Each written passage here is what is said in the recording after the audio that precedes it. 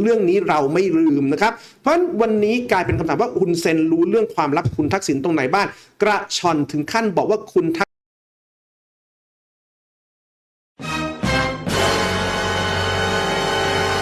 สวัสดีครับผมกะละมังวีทูเบอร์เรื่องนี้นะครับเป็นเรื่องเร่งด่วนที่ผมอยากจะขอความร่วมมือจากเพื่อนๆให้ช่วยกันกระจายข่าวสารส่วนใหญ่แล้วผมไม่เคยขอไลค์หรือแชร์อย่างจริงจังมาก่อนเพราะผมคิดว่าเนื้อหาของผมมีลักษณะเฉพาะกลุ่มมากๆจะมีก็แต่คนที่สนใจเท่านั้นที่จะผ่านมาดูแต่เรื่องนี้เป็นเรื่องของการเตือนภัยป้องกันไม่ให้เกิดความเสียหายเป็นวงกว้างและป้องกันเพื่อนๆไม่ให้กลายเป็นเหยื่อในการถูกหลอกลวงจากเกมราคาถูกและฟรียิ่งไปกว่านั้นเพื่อเป็นการรักษาผลประโยชน์ของผู้พัฒนาเพื่อที่ผู้พัฒนาจะได้มีแรงและมีกำลังใจในการลงทุนพัฒนาเกมอื่นๆอีกในอนาคตเว็บไซต์ PL2W แพลตฟอร์มขายเกมที่เพิ่งมีโฆษณาให้เห็นใน YouTube เมื่อไม่นานมานี้ในโซนของ Overlay Ad ซึ่งเป็นโฆษณาที่แสดงเฉพาะบนเดสก์ท็อปเท่านั้นเป็นรูปภาพที่แสดงให้เห็นว่าเกม Blacksmith Wukong ซึ่งลดราคาสูงถึง 91% สามารถซื้อเล่นได้ในราคา 120 บาทสิ่งแรกที่ผมคิดเลยก็คือแม้ว่าผมจะไม่ได้เล่นเกมนี้แต่ผมก็ได้ยินมาว่าเกมนี้มีราคาสูงถึงหลักพันมันแน่นอนอยู่แล้วที่มันจะต้องถึงหลักพันเพราะเกมมันเพิ่งออกมาได้ไม่นานและกระแสดีมากและการที่เราจะใช้เงินเพียง120 บาทเพื่อสัมผัสประสบการณ์จากเกมที่กระแสกำลังดีอยู่ในตอนนี้มันเป็นไปได้ยากมากผมมั่นใจนะครับว่าเขาใช้แนวคิดที่ว่าทุกคนที่ซื้อเกมไปไม่ได้เล่นเกมนั้นๆตลอดเวลา24 ชั่วโมงก็เลยเกิดมาเป็นแนวคิดทางธุรกิจว่าเราจะเอาไอเดียที่มีเกมมาปล่อยนะครับให้เช่าวนไปยังไงซะมันก็กำไรอยู่แล้วครับเพราะเกมซื้อมาทีเดียวถูกไหมครับหากมีสถิติประมาณนึงนะครับก็พอจะคาดเดาตัวเลขได้ไม่ยากว่าควรจะมี ID เท่าไหร่เพื่อรองรับคนในแต่ละช่วงเวลาซึ่งมันก็น่าจะเป็นไปได้นะครับในแนวทางนี้เพราะงั้นผมจึงลองเข้าไปดูที่ลิงก์ในโฆษณาเพื่อเช็คเบื้องต้นว่ามีความเป็นไปได้มากแค่ไหนเกมนี้จะจับต้องได้ในราคา120 บาทจริงหรือเปล่า128 บาทถูกจริงๆนะครับใน128 บาทนี้มีอะไรบ้างมีเกมพาร์ทนี่น่าจะเหมือนกับแพลตฟอร์มอื่นๆไหมครับที่แบบว่าพอเราเป็นสมาชิกใช่ไหมครับเขาก็จะเสิร์ฟเกมมาให้เล่นนะครับแบบผัดเปลี่ยนหมุนเวียนกันไปในแต่ละเดือนนะครับเราไม่ได้สนใจเกมพาร์ทนะครับเรามาดูที่บัญชีดีกว่าเราสามารถเป็นเจ้าของเกม Blacksmith Wukong ได้ในราคา128 บาทมันถูกมากเลยนะครับมันต้องมีเงื่อนไขอะไรบ้างนะครับเราเลื่อนลงมาดูข้างล่างกันนะครับตรงนี้นะครับก็จะระบุนะครับถึงตารางที่บอกเกี่ยวกับรายละเอียดการซื้อเบื้องต้นนะครับเช่นราคาก็บอกไป128 บาทลดราคามาแล้ว 91% จากราคาน่าจะเป็นจากหน้าร้านตัวนี้นะครับก็เป็นคุณสมบัติความคืบหน้าในเกมน่าจะหมายถึงเซฟนะครับเซฟได้ลองเปลี่ยนเป็นภาษาอังกฤษนะไม่มีมันมีแค่เป็นไทยเลยก็นี่คือแปลมาแล้วใช่ไหมก็คงน่าจะหมายถึงเซฟนะครับก็อัปเดตเวอร์ชันได้นะครับความปลอดภัยใช้ได้มันมีที่ใช้ไม่ได้ด้วยเหรอเป็นบัญชีออฟไลน์หมายความว่าไงหมายความว่าเราไม่มีเน็ตเหรอ แต่ช่างมันเถอะครับเราโฟกัสแค่ของ PL2W นะครับโอเคก็จะมีคำอธิบายถึงเงื่อนไขนะครับเดี๋ยวเพื่อนๆจะงงนะครับแปลจะได้อ่านไปด้วยกันนะครับอันนี้คำอธิบายนะครับของคุณสมบัติหลังจากที่เราซื้อเกมแล้วเราจะได้อะไรบ้างใช้อะไรได้บ้างหรือใช้อะไรไม่ได้นะครับก็เอาหลักๆก็คือใช้ได้ทันทีนะครับก็คือจะต้องเปิดเกมผ่านตัว PL2W เท่านั้นนะครับก็สามารถดาวน์โหลดเกมจากบัญชีสตรีมของเราโดยตรงน่าจะหมายถึงว่าเขาให้ ID สตรีมเรามานะครับแล้วเราก็ล็อกอินผ่านสตรีมจากตัวนี้แหละตัวของแพลตฟอร์มนะครับแล้วก็ดาวน์โหลดในเกมตัวเกมนั้นได้เลยผ่านตัวสตรีมนะครับคือมันก็ง่ายครับมันไม่ต่างกับที่เราซื้อเองนะเพียงแต่ว่าเราใช้ ID สตรีมของทาง PL2 บัญชีของเรากับเกมไม่มีข้อจำกัดไม่จำกัดเวลานะครับไม่รบกวนบัญชีสตรีมหลักนะครับเพราะว่าเขาใช้ ID ของเขานะครับไม่ได้ใช้ ID ของเราในการเล่นนะครับข้อดีนะครับต้นทุนของเกมนี้ถูกโคตรถูกเลยครับถูกเป็นอย่างมากนะครับบัญชีนี้จะไม่มีวันถูกแบนนะครับเนื่องจากคุณจะเล่นจากบัญชีที่เราซื้อนั่นหมายความว่าต่อให้เราเอา ID นั้นนะครับไปทำอะไรก็ตามที่มันโดนแบนนะครับจากตัวเกมหรือจากแพลตฟอร์มสตรีมเนี่ยแปลว่าเขาจะหา ID ใหม่ๆมาเสิร์ฟให้เรานะครับเพื่อให้เราเล่นได้จากการล็อกอินผ่านตัว PL2W นะครับส่วนสตรีม ID ของเขาที่โดนแบนก็เรื่องของเขาคงไปจัดการกันเองนะครับข้อเสียนะครับฟังก์ชันออนไลน์บางอย่างเนี่ยก็จะไม่สามารถใช้งานได้ในโหมดนี้น่าจะหมายความว่า ID ที่เขาเอามาให้เรานะครับอาจจะเป็น ID ที่ถูกแบนมาแล้วนะครับแล้วเจ้าของ ID เนี่ยเอามาขายให้กับ PL2W เพื่อที่จะให้เขาเนี่ยมี ID สำหรับมาจัดการนะครับสุ่มแล้วก็ส่งมาให้เรากรณีที่เราซื้อแพ็คอะไร รุ่นมาตรฐาน มาแปลไปแล้ว Standard Edition นะครับก็คือในส่วนของ Standard Edition เนี่ยแหละก็คือเขาจะเอา ID ที่แบบ ID เดนตายครับ ID ที่ถูกแบนถูกระงับใช้งานไม่ได้โดนจำกัดต่างๆนะครับส่งมาให้เราหลังจากที่เราล็อกอินในแพลตฟอร์มของเขาแล้วนะครับทีนี้ครับคำแนะนำต่อมาโทเค็นบัญชีที่เกมที่ซื้อเนี่ยจะต้องเริ่มต้นผ่านก็คือต้องเปิดโปรแกรมของเขาในการเล่นเกมเนื่องจากคุณลักษณะทางเทคนิคซอฟต์แวร์อาจจะเข้าใจผิดนะครับว่าเป็นมันแวร์แปลไทยแล้วอ่านแล้วงงถ้าให้ผมสรุปแล้วก็อันนี้มันเป็นลักษณะของการติดตั้งซอฟต์แวร์เถื่อนทั่วๆไปเลยครับก็คือตัวซอฟต์แวร์เถื่อนนะครับมันก็จะมีเวลาเราโหลดมาใช่ไหมเราจะติดตั้งเนี่ยตัวแคลกอะไรต่างๆเนี่ยจะมีการแจ้งเตือนนะครับจากทางพวก Windows Defender หรือ Antivirus ต่างๆนะครับว่าโปรแกรมนี้มันอันตรายนะเริ่มต้นมันจะอมไว้ก่อนนะครับมันจะบล็อกไว้ไม่ให้เราใช้เราก็ต้องไปกดยกเว้นนะครับเพื่อให้ไฟล์ตัวนั้นสามารถใช้งานได้คือถ้าถึงขนาดทำเป็นแพลตฟอร์มใหญ่แล้วตัวนี้จริงๆก็ไม่น่าจะเกิดนะครับข้อสำคัญนะครับห้ามมีให้แก้ไขข้อมูลบัญชีโดยเด็ดขาดนะครับน่าจะหมายถึงว่า ID ของตัวสตรีมหลังจากที่เราล็อกอินตัว PL2W แล้วเนี่ยมันเป็นไปได้ว่าอาจจะเข้าไปในส่วนของหน้าต่างของข้อมูลโปรไฟล์ของสตรีมที่เราได้รับมาได้แล้วเราสามารถแก้ไขได้คือถ้าเขาจับได้ว่าเราแก้ไขอาจจะห้ามใช้นะครับก็เป็นการวน ID ปกตินะครับเหมือนกับเพื่อนเรามี ID แล้วเพื่อนเอา ID มาให้เรายืมเล่นนะครับแล้วเราก็ไปแก้ไขชื่อโปรไฟล์ชื่อนั่นชื่อนี่นะครับจนกลายเป็นของเรานะเพื่อนก็จะงงๆแบบให้ไปเล่นเกมเฉยๆไม่ได้ให้มาสวมรอย คนละเรื่องนะครับก่อนซื้อโปรดตรวจสอบว่า PC ของคุณตรงไหมก็จะมีสเปคของเกมอยู่ด้านล่างตามนี้นะครับอันนี้ก็เป็นข้อมูลมาตรฐานการซื้อเกมนะครับในรุ่น Standard Edition มันก็จะมี Digital Deluxe Edition อีกอันหนึ่งด้วยนะครับโอเคไหนเราลองดูซิมันเป็นยังไงนะครับเลอต้องกด Enter ทีนึง มันหาเว็บอะไรเดี๋ยวพอแปลแล้วเลอนะครับตัว Digital Deluxe Edition เนี่ยครับมันก็จะเป็นราคาก็แพงขึ้นมานี่เกือบครึ่งหนึ่งของตัวเกมเลยนะครับเขาเขียนอยู่ข้างล่างนะครับอันนี้ไม่ได้เป็นแปลจาก Google นะครับอันนี้หน้าเว็บเขามีภาษาไทยเป็นบางส่วนนะครับนี่คือสิทธิ์การใช้งานบัญชีเกมสามารถเปิดใช้งานได้บนสตรีมผ่าน PL2W เท่านั้นหมายความว่าเราซื้อเกมนี้นะครับในแพ็กเกจที่มันแพงขึ้นแต่เราก็ยังไม่ได้เป็นเจ้าของตัวเกมอยู่นะครับ เราจะซื้อทำไมนะเนี่ยมันต่างกันยังไงก็ลองมาดูนะเผื่อมีอะไรแตกต่างกันที่มันเข้ามานี่ป่ะโหมดผู้เล่นหลายคนนะครับคือมันน่าจะหมายถึงว่าสามารถที่จะเล่นออนไลน์ได้นะครับราคามันก็เลยจะเป็นอีกราคาหนึ่งแปลว่า Account ตัวนี้อาจจะเป็น Account ปกตินะครับที่เอามาวนให้เราได้ใช้งานข้อกำหนดต่างๆข้างล่างยังคงเหมือนเดิมไหมเหมือนมันเพิ่มมานิดหน่อยป่ะใช่แปลนิดนึงนะครับเราดูนะครับเราพอจะจำได้ไหมตอนแรกที่เราอ่านไปของ Standard Edition นะครับอันนี้เป็น Deluxe Edition นะครับจัดส่งปุ๊บเปิดใช้งานบัญชีความสามารถในการดาวน์โหลดไม่ตรงความสามารถในการดาวน์โหลดเกมจากบัญชีสตรีมของเราโดยตรงไม่สนใจไฟทอร์เรนต์และเว็บของบุคคลที่3อะไรวะ แปลอะไรขอคืนได้ไหมthe ability to download the game from our Steam account directly ก็คือดาวน์โหลดเกมเนี้ยของเราจากสตรีมได้โดยตรงโดยที่ไม่สนทอร์เรนต์แปลคำว่าผมอ่านเข้าใจผิดไปไกลคือไม่สนว่าจะเป็นทอร์เรนต์หรือว่าเป็น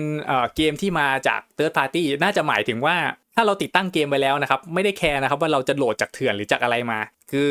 มันก็จะดาวน์โหลดจากสตรีมเข้าเครื่องให้เราเลยแน่นอนนะครับเป็นจะโหลดเกมแยกอีกเกมหนึ่งก็มันจะภูมิภาคจำกัดในการเล่นไม่มีรบกวนบัญชีไม่มีต้นทุนถูกบัญชีไม่มีวันถูกแบนได้รับแพทอัปเดตใช้บัญชีเดียวกันเสมอและความคืบหน้าของเกมจะไม่สูญหายขอคืน always use the same account ทุกครั้งนะครับเราจะได้ใช้ account เดิมและเกม progress เนี่ย will not be lost น่าจะหมายถึงว่าเป็นเซฟเกมนะครับก็คือตัวนี้อาจจะเป็นไปได้นะครับว่าเขาใช้มันจะต้องมีระบบเซฟในคลาวด์ของ Steam ใช่ไหมครับและ ID เนี่ยมันเป็น ID ปกติที่ไม่ได้โดนแบนนะครับมันก็เลยจะยังสามารถเชื่อมเซฟบนคลาวด์ของ Steam ได้อยู่แสดงว่ามันก็ต้องใช้โซเชียลมีเดียของ Steam ได้ด้วยเช่นกันนะครับเพราะว่าเป็น Account ปกติที่ไม่ถูกแบนนะฮะเราจะไม่ให้ข้อมูลบัญชีของคุณโดยตรง วิบากกรรมแท้แปลไปว่า we will not give you account information directly เขาน่าจะหมายถึงว่าไม่ให้ Account ข้อมูล Account โดยตรงอาจจะหมายถึงตัว Account ที่เป็นสตรีมที่เขาส่งมาให้เราครับอาจจะไม่ให้ข้อมูลอื่นๆอย่างเช่นอีเมลเบอร์โทรศัพท์หรือว่าคีย์เวิร์ดในการกู้คืนพาสเวิร์ดนะครับมันก็จะเป็นการป้องกันเหมือนเวลาเราสมัคร ID ของสตรีมครับเราก็จะมีคำถามว่าเช่นยืนยันอีเมลยืนยันเบอร์โทรคำถามแบบเพื่อนคนแรกคือใครเงี้ยเพื่อแบบเวลาเราลืมรหัสผ่านเราสามารถกู้คืนแล้วก็เปลี่ยนอีเมลเปลี่ยนพาสเวิร์ดได้นะครับอันนี้เขาคงไม่ให้นะครับโทเค็นบัญชีเกมที่ซื้อจะต้องเริ่มต้นผ่านอันนี้เหมือนเดิมนะครับคุณลักษณะเหมือนเดิมนะครับก็คือขอยกเว้นโปรแกรมของเขานะครับไม่ให้มองว่าเป็นไวรัสข้อมูลสำคัญห้ามมิให้แก้ไขข้อมูลบัญชีโดยเด็ดขาดก็คือพอสตรีมก่อนตอนที่เราจะเล่นเกมเนี่ยมันจะต้องล็อกอินใช่ไหมครับเราก็ห้ามแก้ไขข้อมูลของ Account นั้นโดยเด็ดขาดนะครับแล้วก็ตรวจสอบโอเคก็ครบนะครับตามนี้อันนี้คือความแตกต่างนะครับของเวอร์ชันที่เป็น Standard Edition กับ Deluxe Edition ถ้าจะให้พูดความแตกต่างระหว่าง2โมเดลนี้นะครับก็คือแบบ Standard นะครับคุณจะได้เล่นเกมเต็มซึ่งคาดการณ์ว่า ID นั้นจะเป็น ID ที่ถูกแบนจากระบบโซเชียลของสตรีมนะครับเขาไม่ได้อธิบายนะครับว่าทำไมถึงใช้งานระบบออนไลน์ไม่ได้บอกแค่ว่าใช้ไม่ได้เฉยๆส่วนแบบดีลักซ์นะครับคุณจะได้เล่นเกมนั้นแบบปกติและมีแนวโน้มว่าคุณจะได้ ID เดิมทุกครั้งไปด้วยจากการอธิบายว่าเซฟและความคืบหน้าจะไม่หายไปนั้นหมายความว่าเกมไหนที่ใช้สตรีมคลาวด์ได้ก็จะมีเซฟเกมนั้นอยู่ในคลาวด์ด้วยถ้างั้นก็ต้องพูดแยกถึงปัญหาของแต่ละโมเดลคือกรณีที่คุณเล่นแบบสแตนดาร์ดนะครับคุณจะได้รับการสุ่ม ID สตรีมซึ่ง ID นั้นเป็น ID ที่ถูกแบนทำให้เล่นได้เฉพาะโหมดออฟไลน์นะครับมันจบแค่ตรงนี้แหละครับเพราะว่าแค่คุณถูกแบนมันก็คือการจำกัดสิทธิ์ด้วยตัวมันเองอยู่แล้วนะครับและการสุ่มนั้นก็ไม่จำเป็นต้องสุ่มใหม่ทุกครั้งเพราะถ้า ID ของ PL2W นั้นยังใช้ได้อยู่คุณก็จะได้ ID นั้นตลอดไปจนกว่าจะเจอปัญหาการล็อกอินสตรีมซ้ำระบบก็จะเอา ID อื่นมาให้คุณ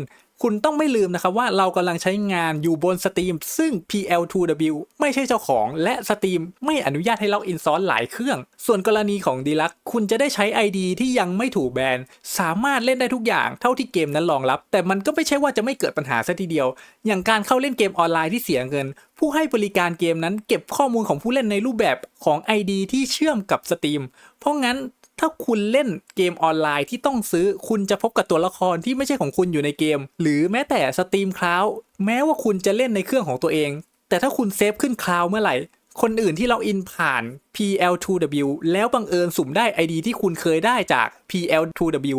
เขาก็สามารถเล่นต่อเซฟทับหรือลบเซฟของคุณได้ซึ่งมันไม่ผิดที่เขาจะบอกว่าคุณจะใช้บัญชีเดียวกันเสมอและความคืบหน้าของตัวละครจะไม่หายไปเพราะเวลาที่คุณล็อกอินเขาก็จะพยายามเอา ID ที่คุณเคยได้ครับให้คุณก่อนทุกครั้งแล้วปัญหาล่ะแน่นอนว่าคุณไม่ได้ซื้อเกมเต็มและ ID สตรีมที่คุณได้ใช้เป็น ID แชร์กันในระบบของ PL2W หากมีลูกค้า2คนที่เคยสุ่มได้ ID สตรีมเดียวกันแล้วล็อกอินพร้อมกันคนที่มาทีหลังก็จะได้ ID สตรีมอื่นแทนนั่นหมายความว่าจะไม่มีเซฟของคุณอยู่ในคลาวด์หลังจากที่คุณล็อกอินแล้วหรือไม่ก็อาจจะได้ ID เดิมแต่ไปเตะลูกค้าคนอื่นที่ใช้ ID เดียวกันอยู่และถ้าลูกค้าคนนั้นล็อกอินกลับมาอีกครั้งหนึ่งคุณก็จะถูกเตะออกเช่นกันนี่ยังไม่รวมถึงกรณีที่มีผู้เล่นคนอื่นได้ ID เดียวกับคุณเอา ID สตรีมนั้นไปปู้ยำจนโดนแบนมันก็ทำให้ ID เกมนั้นเข้าสู่สถานะที่ถูกแบนและการเชื่อมต่อกับคอมมูนิตี้หรือคลาวด์ต่างๆก็จะต้องถูกระงับไปเช่นกัน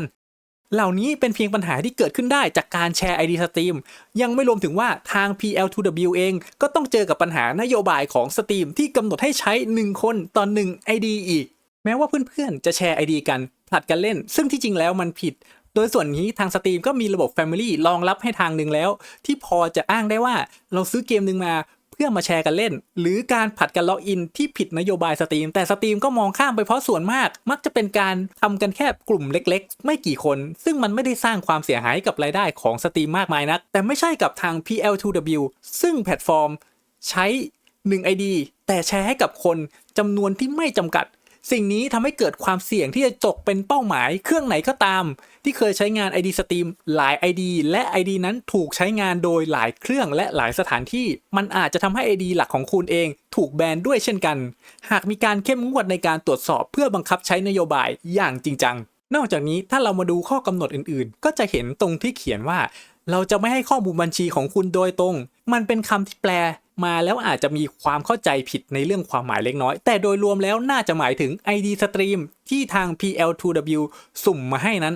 เขาจะไม่ให้ข้อมูลอื่นๆของ ID เช่นอีเมลเบอร์โทรซึ่งมีไว้ในการยืนยันเปลี่ยนรหัสนะครับหรือกู้คืนรหัสผ่าน และเรามาดูในส่วนของคำแนะนำอันนี้มันสำคัญยังไงเขาได้เคลมว่าโทเค็นของเกมที่ซื้อจะต้องเริ่มต้นผ่านโปรแกรม pl2w.exe นั่นหมายความว่าทุกเกมของคุณที่เคยเล่นใน ID Steam ผ่านแพลตฟอร์มของ pl2w หากไม่เข้าเกมผ่านโปรแกรมของเขาซึ่งจะต้องใช้ระบบจัดการเพื่อส่ง ID Steam ของ pl2w มาให้เครื่องคุณจะไม่สามารถเล่นเกมต่อจากเดิมได้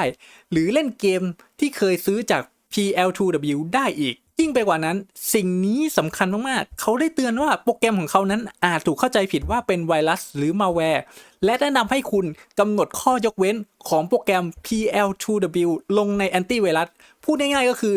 เขาจะบอกให้เราตั้งค่าโปรแกรมแอนตี้ไวรัสของเราว่ายกเว้นการตรวจจับไวรัสจากโปรแกรมของ pl2w ถ้าให้ผมประเมินนะครับผมบอกเลยว่าโปรแกรมนี้ไม่ควรติดตั้งในเครื่องคอมพิวเตอร์ของคุณโดยเด็ดขาดหากเราลองวิเคราะห์จากการทำงานของตัวโปรแกรม pl2w มันควรจะเป็นการทำงานที่มีแค่การจัดการ ID Steam ที่เหมาะสมส่งมาให้เราแล้วก็เอา ID นั้นนะครับล็อกอินผ่านระบบ Silent Login ของ Steam เหมือนกับที่เราไปล็อกอินผ่านเว็บไซต์หรือใช้ CMD เขียนพารามิเตอร์แล้วเรียกโปรแกรม Steam โดยที่ไม่ต้องล็อกอินผ่านหน้า UI ของ Steam แบบเท่ๆและจะไม่ถูกแจ้งเตือนว่าเป็นไวรัสใดๆเลยแต่การที่แจ้งแบบนี้แสดงว่าต้องมีไฟล์หรือการทำงานอะไรบางอย่างที่เข้าข่ายไวรัสจากการที่แอนตี้ไวรัสได้ตรวจสอบแล้วว่าโปรแกรมเหล่านั้นนะครับมีการทำงานที่เข้าข่ายจะเป็นไวรัสได้ไวรัสแม้จะติดแล้วแต่ไม่จำเป็นต้องแสดงออกเหมือนพวกส่งลิงก์สตรีมแจกเงินใน Discord หรือล็อกเครื่องให้ตกใจเสมอไป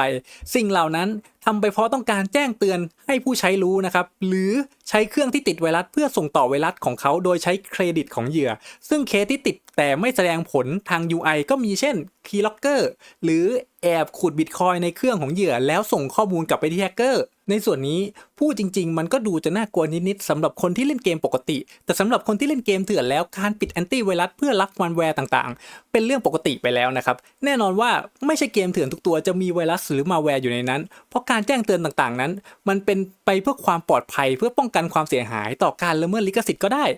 พูดแบบนี้จะหาว่าผมเข้าข้างซอฟต์แวร์เถื่อนแต่ผมจะบอกอะไรอีกสักนิดเพื่อให้คิดอีกนิดนึงคือไม่มีอะไรฟรีในโลกทั้งการแคร็กการโหลดเถื่อนมันมีผลประโยชน์แอบแฝงอยู่ในนั้นบ้างก็แอบเก็บข้อมูลบ้างก็อยากรู้อยากเห็นบ้างก็เอาข้อมูลของเครื่องเราไปใช้งานน้อยนักที่จะเป็นโปรแกรมเถื่อนบริสุทธิ์ที่แค่ทำงานคล้ายๆไวรัสแต่ไม่ได้ทำอะไรกับเครื่องเรานอกจากทำให้เราใช้โปรแกรมเถื่อนได้ตอนนี้เรารู้จักทั้ง pl2w และความเสี่ยงต่างๆกันแล้วผมอยากจะให้คุณตระหนักอีกนิดนึงว่า ID ต่างๆที่มีเกมให้คุณเล่นเขาสร้างเอง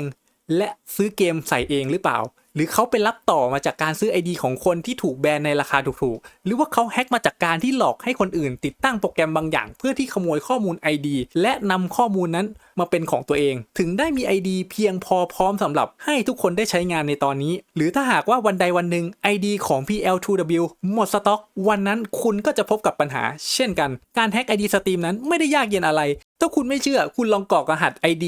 ล็อกอินเพื่อรับเงินฟรีจากลิงก์สแกมเมอร์ดูก็ได้แล้วคุณจะรู้ว่าแค่สตรีมถูกแฮ็กไปชีวิตของคุณวุ่นวายขนาดไหนไม่ใช่แค่สตรีมแต่อีเมลแพลตฟอร์มเกมอื่น Account Social Media ก็จะถูกแฮ็กไปทั้งหมดอย่าเห็นแก่ของถูกและกลายเป็นเหยื่อกดไลค์กดแชร์เพื่อช่วยให้คลิปนี้สามารถแสดงให้เพื่อนๆของคุณได้เห็นก่อนที่เขาจะตกเป็นเหยื่อเพราะเรื่องเงินไม่ใช่เรื่องล้อเล่นขอบคุณครับ